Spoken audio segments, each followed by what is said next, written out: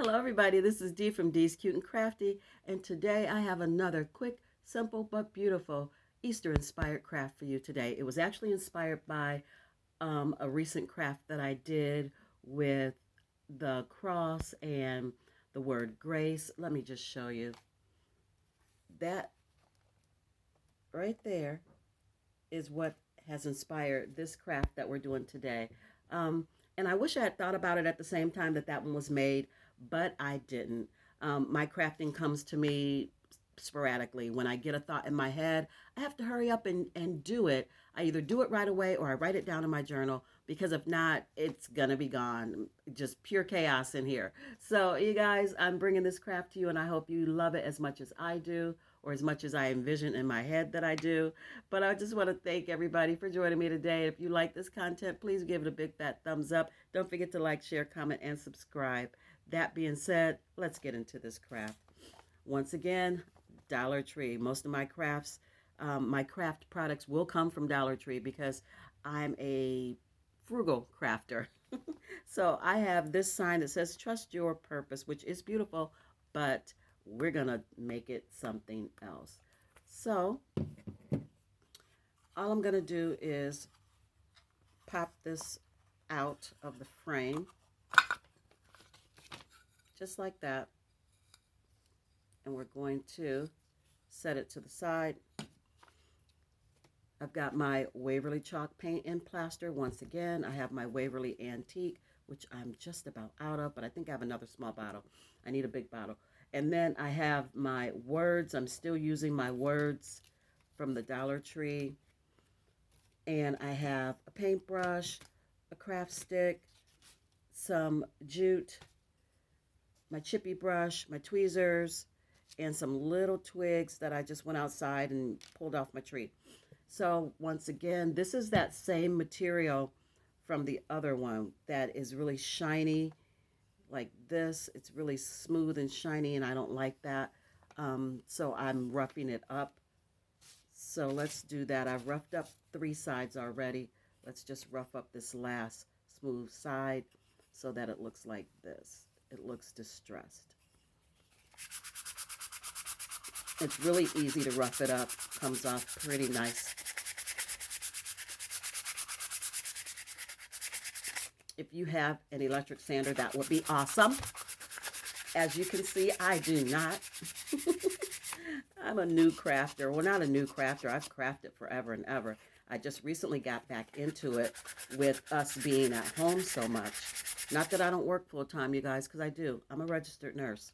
So, crafting is my relaxation. It takes the stress away of what I do every day, especially with the times that we're in. So I craft. I got back into it. I used to craft when my kids were little, but they're grown now with kids of their own.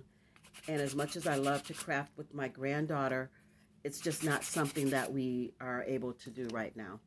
So crafting is my zen. I told you it is my happy place. Just brushing all of the dust off of here. And we're just going to give it a quick coat. Let's get the dust off my surface. Get that out of the way. Just going to give it a quick coat of the Waverly chalk paint and plaster. But this is what it looks like once it has been sanded down. And I sand it. I could leave it this way because it looks distressed and it's really pretty this way. But basically my reason for sanding it is just so that it will hold the paint. I need to, again, like I said on the other project, just rough it up a bit so that it takes the paint. Because I think that smooth, slick surface would not allow it to take the paint the way that I want it to, although chalk paint is amazing. It sticks to just about anything. So, but I just want to be sure. I'm not a neat painter, you guys. I end up with paint all over my hands. I mean, like, are you really a crafter if you don't make a mess? Are you really a crafter? If you don't get a little bit messy. I know a lot of people craft super neat. I'm just not her.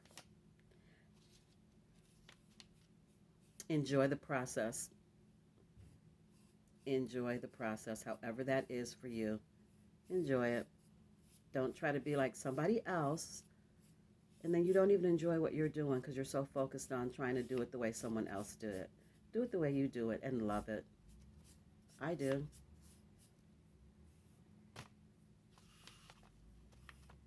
So now that we've got this paint on here, we're going to set it to the side and let it dry. Just one thin coat is all we need.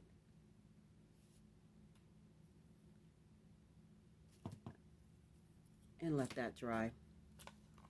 While that's drying, we're going to cut out our words. So I want this plaque to say, and I'm making this for a tiered tray. I wanted some smaller pieces for a tiered tray. I wanted to say, "He is risen." So you know how you have a word, those word games where they give you a word and you see how many other words you can make from that word?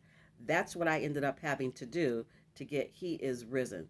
So from Cherish Friends in the same font, which you could mix it up if you wanted to. I just chose to do it in the same font when I pulled the words from my paper over here. I can get "He is risen" from Cherish Friends. So let me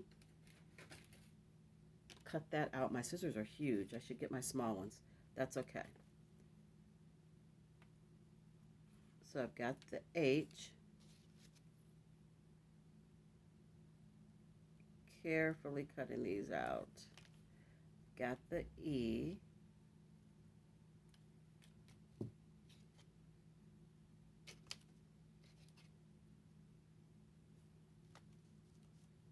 Got he.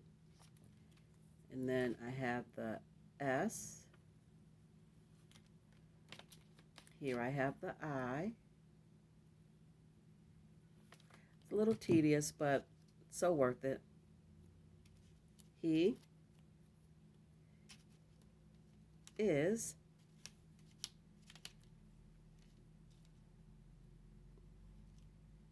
and then risen.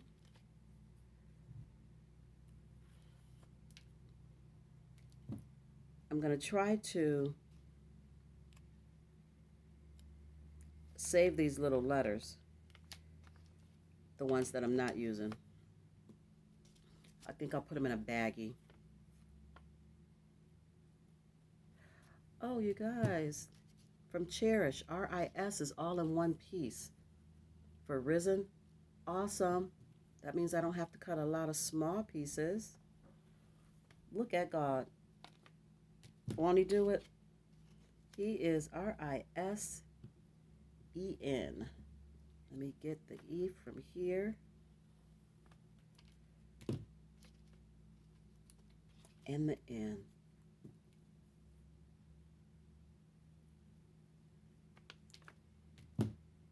Perfect.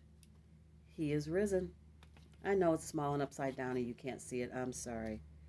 Let me get this piece and put it back on here. We can use that for another project. Let's try to keep it together. Put these little pieces here. I'll put these in a baggie because I will definitely be using these words again. I don't have a Cricut and all that stuff. My daughter has a silhouette. She said that she'd give it to me, and eventually I'll take it and learn how to work with it. But right now I'm enjoying the way that I'm doing things now. So now that this is dry, dry enough, we're going to go ahead and pop this back in it, except we're going to flip it over to the side that is just white. And you can paint the back if you like, if you don't want to see trust the purpose. I like that it's reversible. I can flip it over to either side that I choose. If I can get it in here right, I can.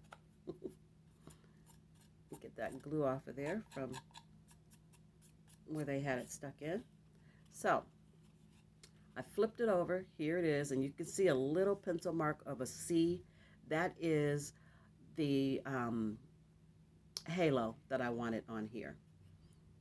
So I'll show you that in just a second.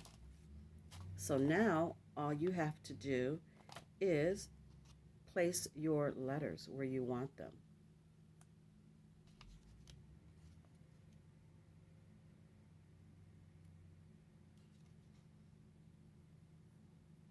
I'm doing mine over to the side, you guys, because under the halo, we're going to do a cross. That's going to be made with the twigs that I went out into my yard and picked up. Just pulled them off a tree. There we go. He is risen. We're going to take these two little twigs and we're just going to make a cross. It's going to be very rustic. I love, love, love anything and everything farmhouse rustic decor. So I'm just looking at how I want my letters to sit alongside that cross. You line them up however you want.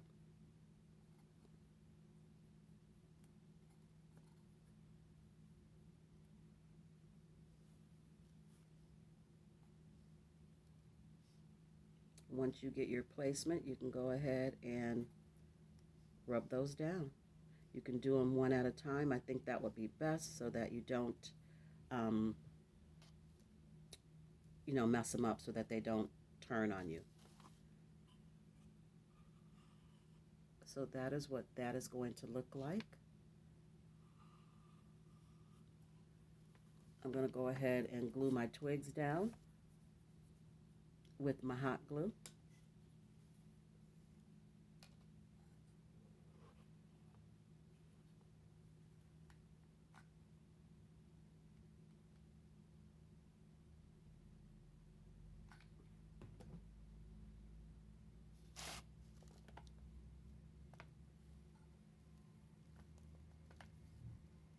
And I thought about wrapping it in jute, but I really, really love the earthiness of it. I love this rustic look, and I decided that I didn't want to cover it up with the twine.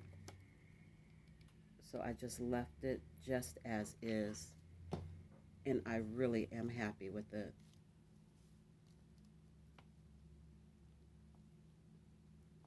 Get you a good amount of glue behind this, because if you don't, it's going to come off of here.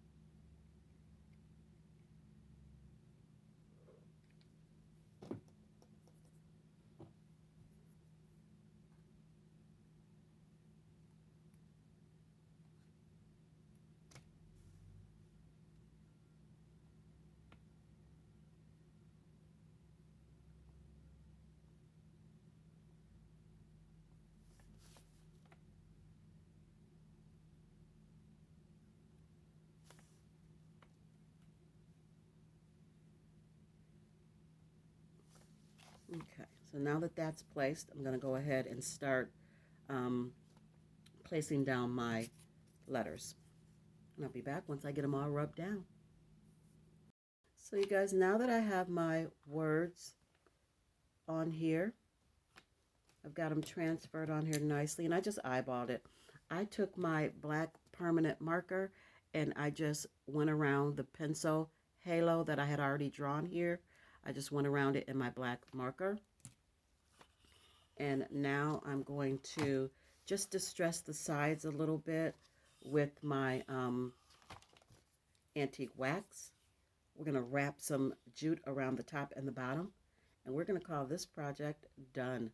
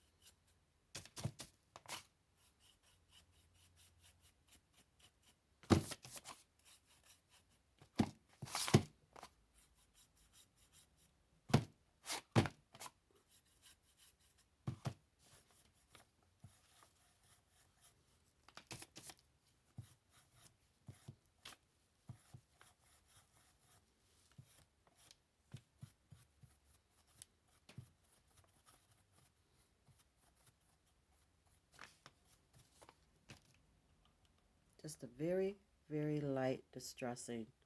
Nothing, nothing too much. I like a light distressing at times. Now, sometimes I will get heavy-handed, and I just go back and fix it with some white paint.